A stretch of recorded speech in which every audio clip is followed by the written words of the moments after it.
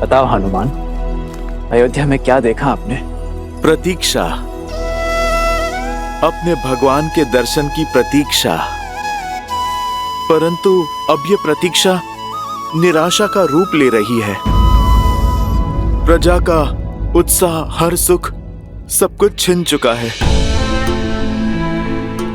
हमें निराशा के अंधकार में आस का दीप जलाना ही होगा। किंतु हनुमान, हमारी प्रतीक्षा इतनी लंबी क्यों? व्यक्ति चाहे जितना थका हुआ क्यों ना हो, जितना भूखा हो, घर में आने से पहले पवित्र होके सारा मैल बाहर छोड़कर आता है। वैसे ही प्रभु श्री राम और माता सीता को भी अपने मन से युद्ध की पीड़ा, विरह का कष्ट धोना होगा। घर की चिंता लिए वो आज इस अयोध्या में पग नहीं रखेंगे। यहाँ से पूर्व प्रभु को माता का तीर्थ कराना आवश्यक है। भैया, ऐसी परिस्थिति में तीर्थ गए? तीर्थ केवल इसलिए नहीं होते कि दुख में भगवान का सानिध्य मिले, बुरे समय में शक्ति मिले, बल्कि सुख के शुभ आरंभ के लिए, अपने अंतर मन के दर्शन के लिए किया जाता है। बीते हर दुख को भुलाकर एक सुंदर कल के स्वप्न के लिए किया जाता है। नए आरंभ के लिए, ना कि ऊर्जा पाने के लिए किया जाता है। हर उस स्थान पर जहां प्रभु श्री राम ने माता सीता के लिए आंसू बहाए, वो इस सृष्टि पर तीर्थ की उपमा पा चुका है। प्रभु ने वनवास का हर कष्ट जहां पर भुगता, वो तो संतोष प्राप्ति का स्थान बन चुका है। जहां जहां प्रभु ने संतों का सानिध्य किया, हर वो स्थान पवित्रता का पर्याय बन चुका है। महात्मन भरत, अब आप चिंता ना करें। मर्यादा पुरुषोत्तम मेरे प्रभु श्री राम अपने शब्दों से कभी भी विमुख नहीं होते। प्रभु श्री राम अयोध्या आएंगे, अवश्य आएंगे भैया। आज वो अपने सूर्य के तेज से अमावास की रात को प्रकाशमय करेंगे, और आज हम इस अंधकार को उल्लास और आनंद के दीपों से दूर करेंगे भरत भैया। अयोध्या आज सहस्त्र लाखों लाखों छोटे छोटे दीपों से नहाएगी। प्रभु श्री राम आने को हैं। हो तीरथ पति पुनि देखो प्रयागा, निर्घत जन्म कोटि अग भागा। मैं अयोध्या में भैया के बिना प्रवेश नहीं कर सकता। आप सब जाइए और कह दीजिए अयोध्या वासियों से कि दुख की इस घड़ी को सुख में बदल दे। अमावस्या की इस काली रात्रि को दीपों से पूर्णिमा सा तेज दे। कह दीजिए उनसे कि अयोध्या का कल हमारे श्री राम, माता सीता और लक्ष्मण के साथ पुनः पधार रहे हैं।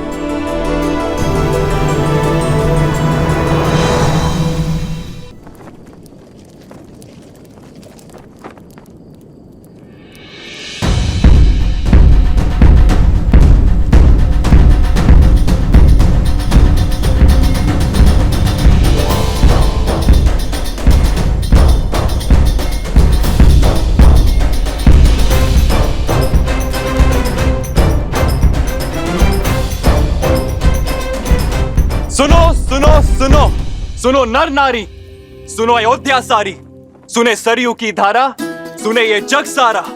अब दुख का अवसाद नहीं, सुख का नाद होगा। बहुत हुई प्रतीक्षा, अब प्रस्तुत तपस्या का प्रसाद होगा। शांति और सम्मान लौट रहे हैं अयोध्या। मेरे भैया श्री राम लौट रहे हैं अयोध्या। सजा दो पूरी नगरी को, सजा दो हर घर के द्वार, हर आंगन में आनंद की रंगोली सजाओ, हर चौखट पे तोरण चढ़ाओ। पुष्प की भीनी सुगंध से पूरी नगरी को महका दो, और अमावस्या की इस काली रात्रि को दीपों के रोशन से मिटा दो, क्योंकि इस अयोध्या में प्राण लौट रहे हैं। मेरे भैया श्री राम आ रहे हैं। जय श्री राम, जय श्री राम, श्री राम, जय श्री राम, जय श्री राम, जय श्री राम, जय श्री राम, जय श्री राम, जय श्री राम, जय श्री राम। श्री राम लौट रहे हैं।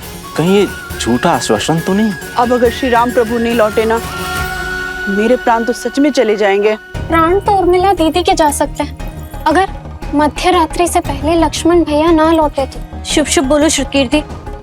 अब अयोध्या में इतना बल नहीं कि एक और परीक्षा दे सके।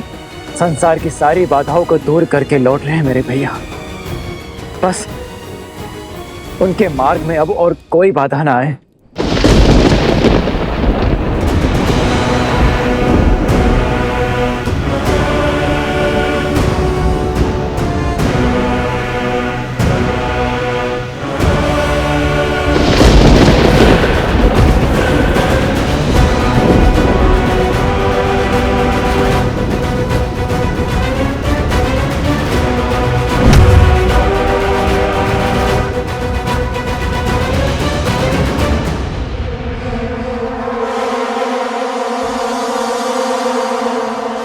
कोई जीवन शेष नहीं है यहाँ।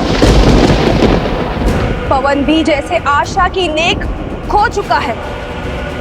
देखते हैं ये सूखी धरती और शुष्क पवन की ये बाढ़ एक बहन की पुकार तोड़ सकती है या नहीं। भैया! भैया!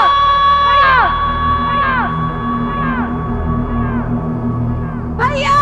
भैया!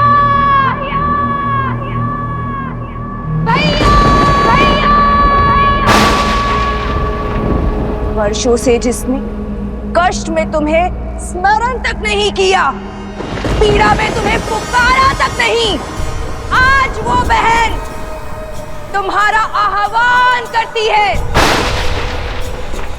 मैं शूर्पणखा, लंकेश रावण की बहन, आपका आह्वान करती हूँ। माना कि उनसे हर नाता तोड़ चुके हैं आप, परंतु वंश का नाता तो नहीं टूट सकता ना।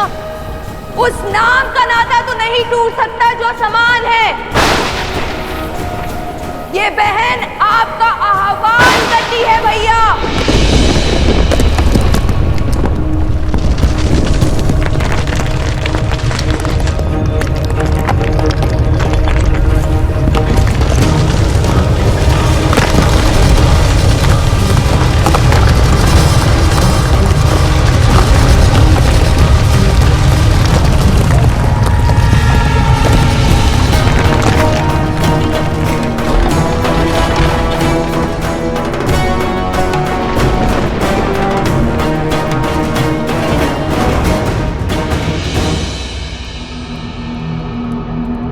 भैया!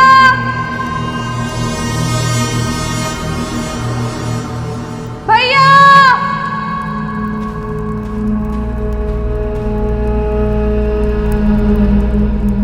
भैया!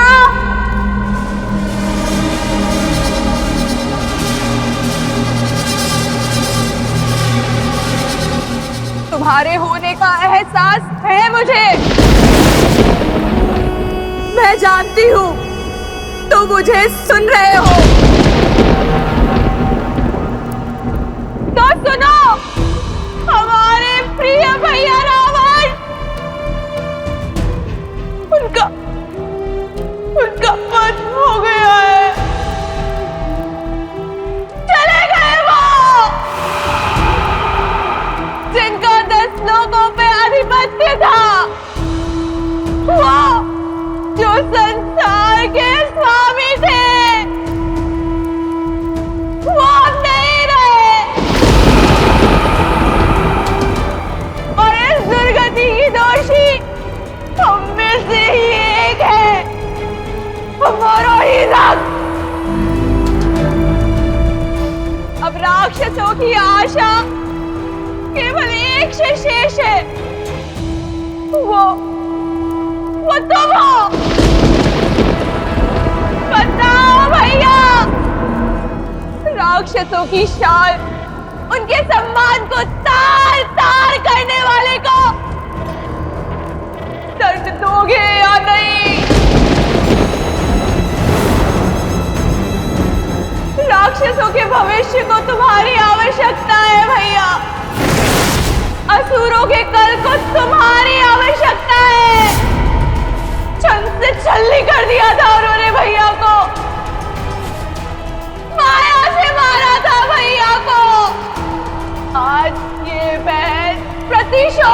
मांगती है? क्या है मांगती है? बोलो भैया, न्याय दोगे ना?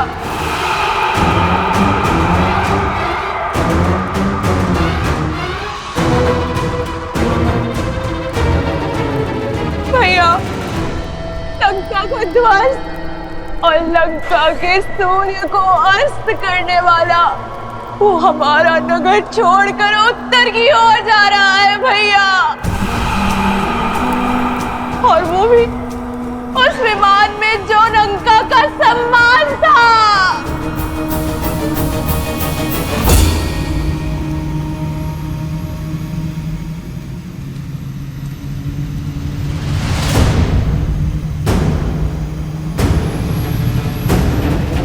पुष्पक, लंकेश का विमान। हार के लिए सज्ज हो जाओ, सज्ज हो जाओ।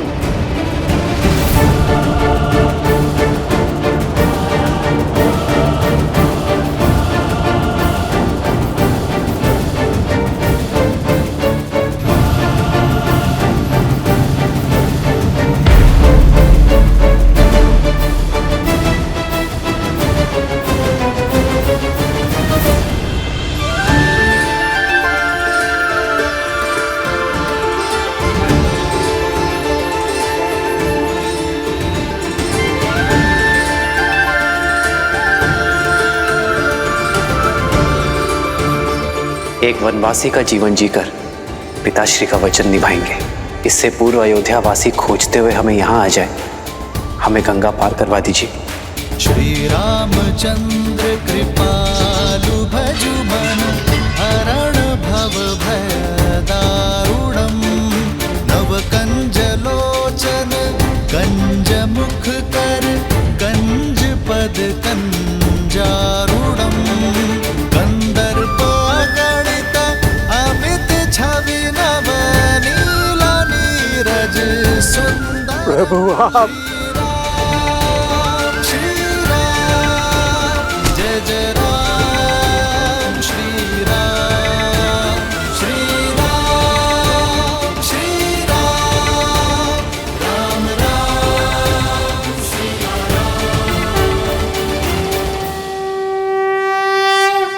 निषाद राज,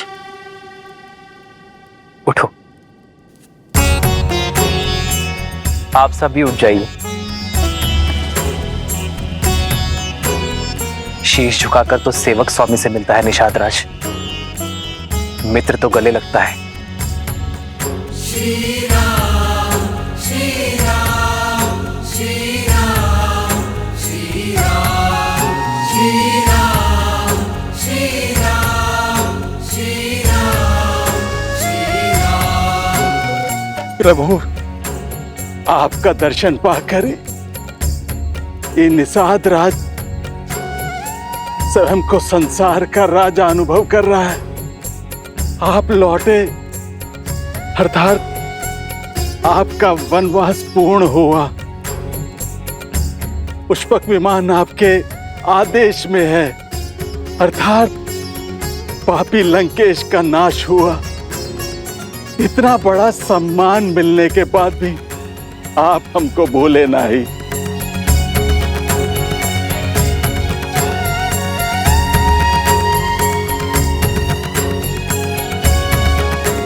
कुछ देना ही चाहते हैं तो पुनः दर्शन देने का आश्वासन देके जाइए।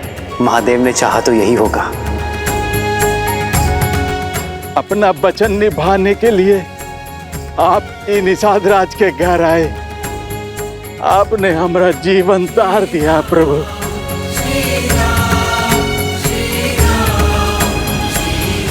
कैसे ना आता निषाद राज। रघुकुल रीत सदा चली आई, प्राण जाए पर वचन ना जाए। आप ही के कारण तो हम नदी पार कर पाए थे।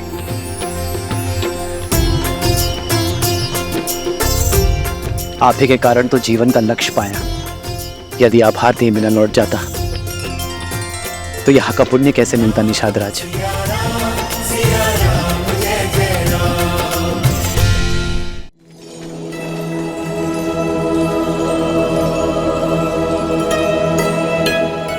प्रभु, हम ई वन के तुच्छ वासी जैसन हमरा भोग वैसन हमरा आतिथ्य आप ही को ग्रहण करके प्रसाद बना दीजिए। आपके सम्मान सा भोग बनाने का हमरा सीमा नहीं है, किंतु हमरे हृदय में आपके प्रति असीम प्रेम है। प्रभु स्वीकार करें। प्रेम से बड़ा ना कोई भोग है और स्नेह से बड़ा ना ही कोई उपहार। ये हृदय से दिए हुए फलों को मैं हृदय से स्वीकारता हूं। लाइए। पुनि कृपाल लियो बोली केवटा, दीन है भूषण बसन प्रसादा।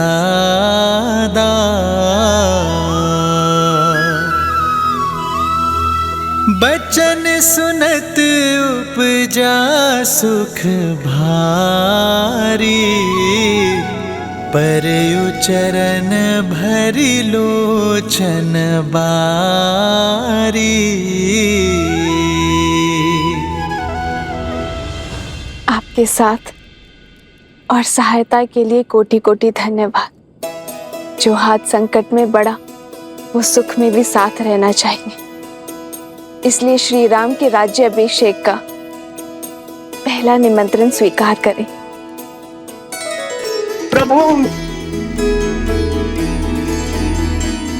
प्रभु पांव की धूल को माथे का तिलक बना रहे हैं। हम जैसे तुच्छ को अपने राज्याभिषेक में अतिथि बना रहे हैं। आपके समान कोई नहीं प्रभु, कोई नहीं।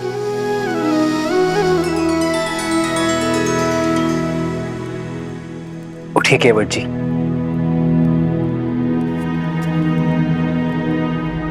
जब सूर्य का प्रकाश राजा और रंक में भेद नहीं करता, जब चंद्रमा की शीतलता उच्च नीच में अंतर नहीं करती, जब प्रकृति का कोई भी अंग समानता की परिभाषा को भंग नहीं करता,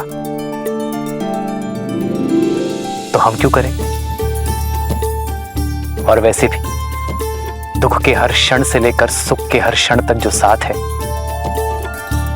वही तो है सच्चा मित्र। आप भी भगवान हैं केवट जी। भगवान तो मनुष्य को भवसागर पार करवाते हैं और आप एक क्लांत पथिक को।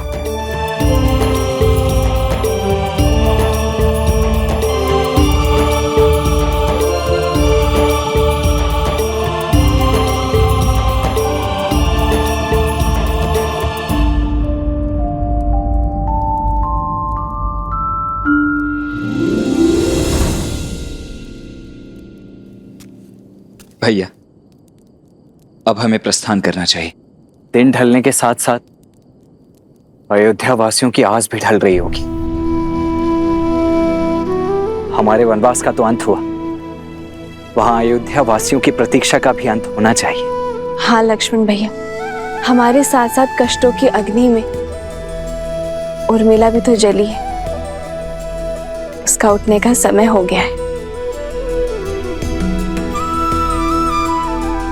जिस प्रकार एक माता अपनी संतान का कोई दुख नहीं भूलती, उसी प्रकार आप भी अन्यों की पीड़ा नहीं भूलती हैं भाभी माँ। आप भी मत भूलिए लक्ष्मण भैया, श्री राम के होते कोई पीड़ा उनके परिवार या उनकी प्रजा को छू भी नहीं सकती। आप विश्वास रखिए, सब शुभ होगा और हम समय से पहुंच जाएंगे।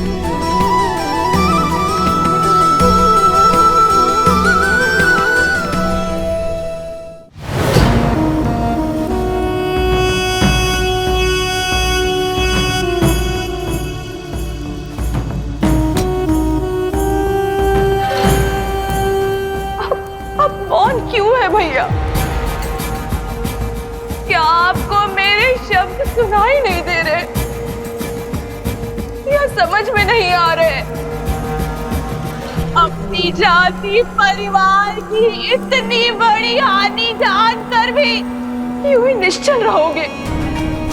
जिसने राक्षसों के सिर से रावण रूपी छाव छीनी है, जिसने असुरों के हाथों से लंकेश रूपी ढाल छीनी है, राम की हार ही हमारे भाई का प्रतिशोध होगी भैया, और तुम्हारा प्रहार ही हमारा प्रतिकार होगा।